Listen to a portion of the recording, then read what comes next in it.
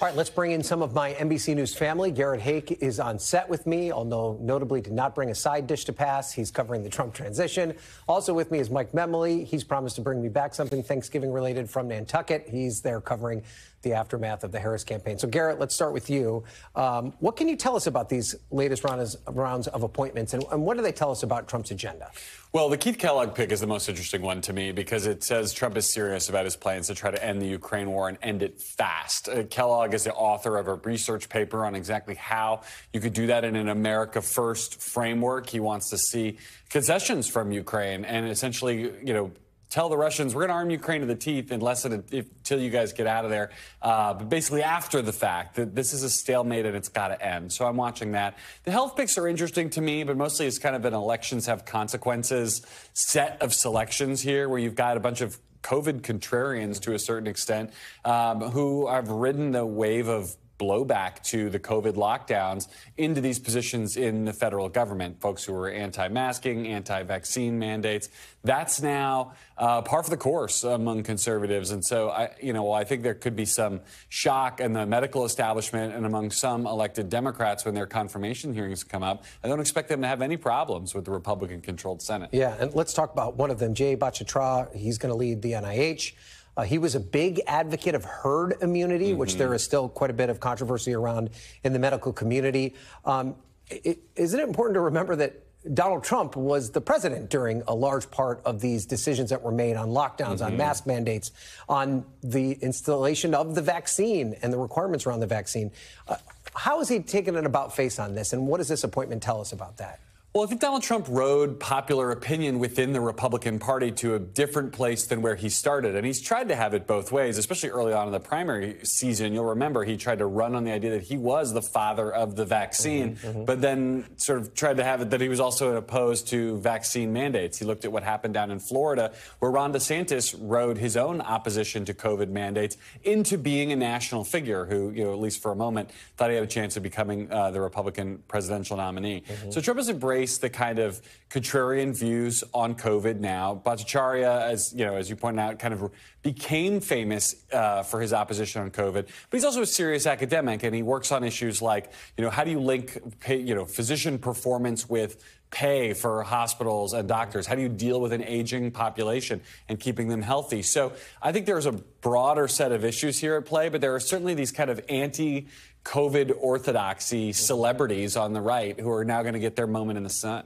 And we played some of Tom Homan and this kind of very tough talk that he's making about how they're going to plan to implement this mass deportation policy. Is this bluster, or are they going to make good on this promise? Not from Homan. I mean, he's pretty serious about this. Look, I think there's a limit to what Trump can do, especially early. I mean, they could change the posture at ICE and at CBP, and I think they can give local law enforcement a sort of a morale boost if they want to kind of dig in on immigration matters. But there's only so much they can do without more money. Ultimately, they're going to need more money for detention facilities and planes and agents to get up to the scale and size they want on deportations. But Homan's tough talk also has a sort of an actual policy reason behind it. They are hoping, and he is hoping, that we see self-deportations start to happen even now from folks who don't want to screw around with potentially getting kicked out of the country and facing a 20-year ban. They go home now. They lower that risk to themselves. Homan wants to be bad cop, if you will, on that issue and see what they can get done again before Trump even takes office. Okay. All right, Garrett, thank you. We appreciate it. Let's go to Nantucket now, Mike, and let's talk about kind of the fallout of the Harris campaign and this podcast heard around the world. The top campaign brass talked to Pod Save America about the campaign, and they largely deflected blame for the loss. I mean, how would you characterize the tone of what we heard from them? Well, I think the two main takeaways, there was a lot of discussion about various specific and general trends that we saw over the course of the campaign. But every response that we basically got back from the senior leadership of the Harris campaign was that the national political environment stunk, to use a slightly more TV-friendly term than what was said on the show. And secondly, that they just didn't have enough time to get the vice president introduced to voters in the way that you would typically try to do for a major party nomination. I think the longest period of conversation on this podcast was about something that a lot of people have attributed to the vice president's failing, not just in those battleground states, but especially the even steeper drop-off we saw across the country. And that was the lack of a response to the ads we saw from the Trump campaign, in which the vice president, in her own words, talks about taxpayers paying for surgery for people transitioning, especially people in prisons. And so that was something that the campaign said that they tested relentlessly how to respond, whether to respond, and ultimately they decided that there was no gain in any of the measures that they tried to find to respond to it aggressively. They said, again, with more time, perhaps that this was something that would not have worked. The other thing that I found really interesting was that they essentially, in talking about the national political environment being so sour,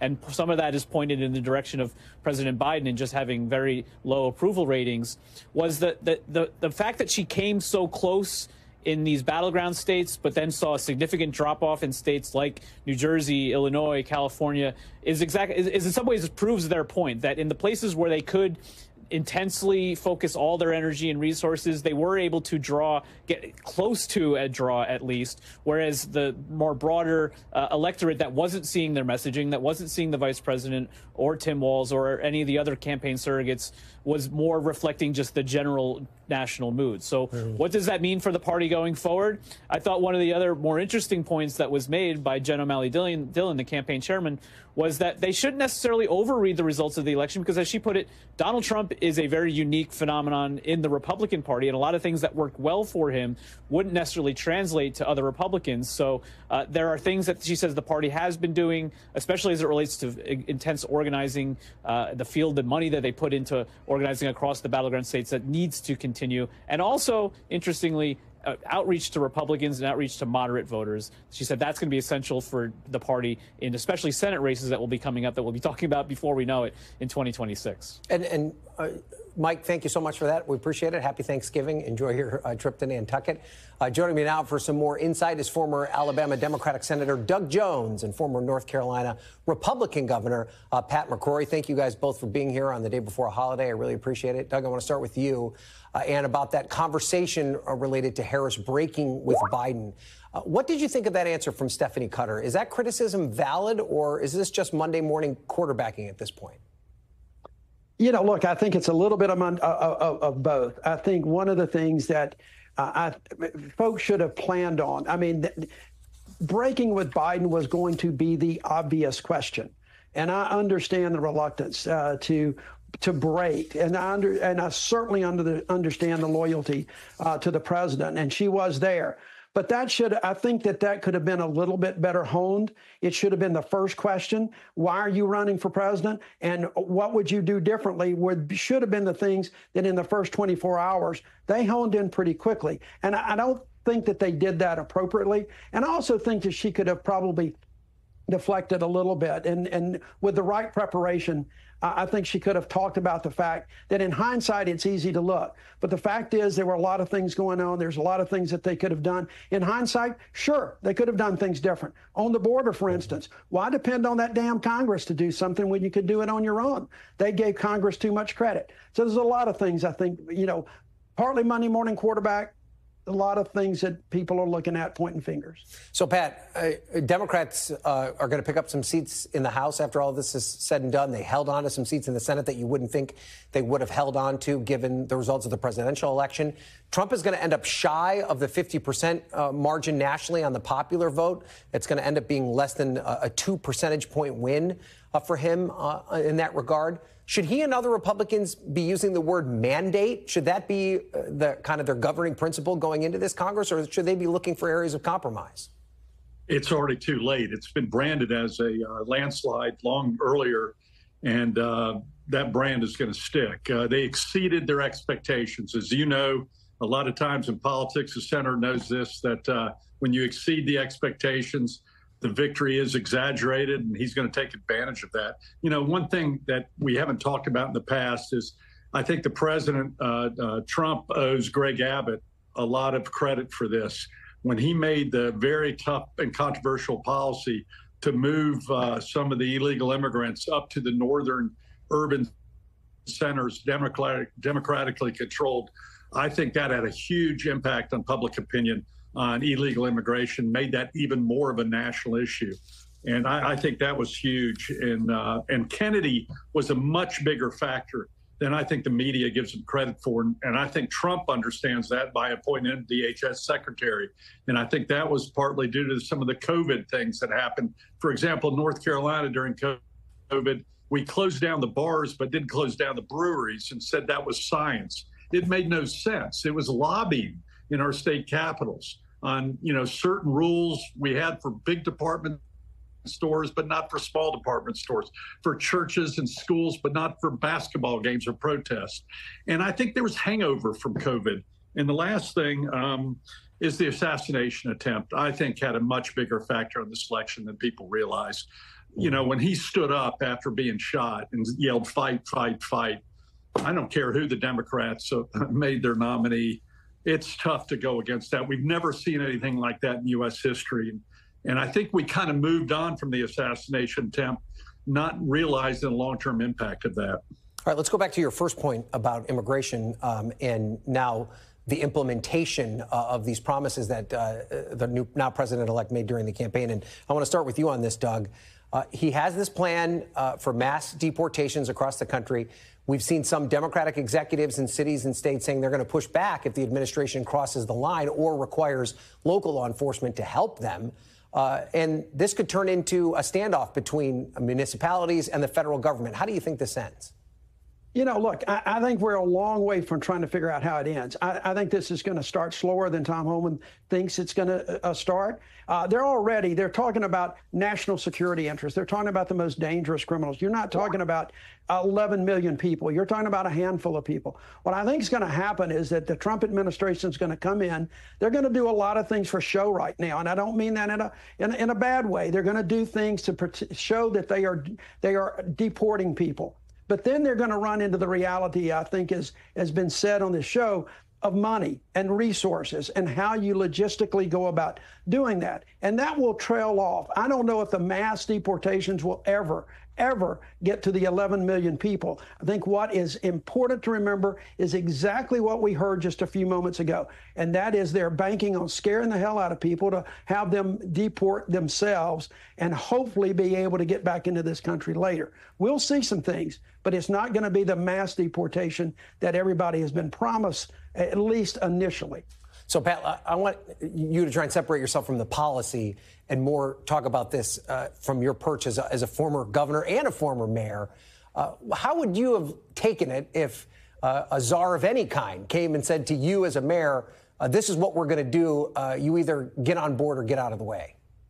Well, the thing is, as a mayor and a governor, I swore to uphold the Constitution of not only my state, but also of the federal government. That was part of my oath in office. So there are certain federal laws on the book that I assumed as governor I would have to go along with and help. And in fact, in North Carolina, they just passed a state law in making the sheriffs cooperate with federal officials in some of the enforcement of illegal immigration. So there are going to be some turf battles, as there always been, between the state, local, and federal governments, because there's a fine line. There are gray areas in constitutional authority. Mm-hmm. Yeah. All right, Doug, I want to put up something that our friend Chuck Todd wrote in his new column. It reads, we as a nation have taken this concept of the ends justify the means and essentially turned the country's North Star of whatever it takes for our own success, not just whatever it takes for our own survival. The more we succumb to the idea that politics is such a brutal game that only the amoral or immoral need apply, we will cede our higher ground and won't like the reactionary world that develops around us. He's arguing that the norms of character in politics have taken a backseat to just zero-sum politics, whatever it takes to win. Do you agree with that? And are you concerned about the direction politics is taking in this country? Oh, absolutely. I've been saying something similar for a long, long time. Character doesn't matter anymore. There used to be everything used to be character counts, and it doesn't really seem to count anymore. It's all about the politics. It's all about an agenda. And that's not for everybody. But I think the internet has hurt in that. I think the media has fostered that to some extent. And quite frankly, a winner take all. We have moved in this country in politics from just partisanship to a culture of contempt to a culture of hate, us versus them, good versus evil. And I think that's kind of toxic for the country. Hopefully we can move past that. But I agree with Chuck. We've got to start having our politicians, like Governor McCrory. He was a good example, somebody that folks could disagree with, but look up to as a public servant. There are few public servants today and more politicians, and we need to get back to public service. Well, Doug and Pat, it's nice to have a Republican and a Democrat on the show and have a very cordial and nice conversation, even if you might not agree on every single thing. I'm thankful for you both. Have a very nice holiday. We appreciate it. Thanks for watching. Stay updated about breaking news and top stories on the NBC News app or follow us on social media.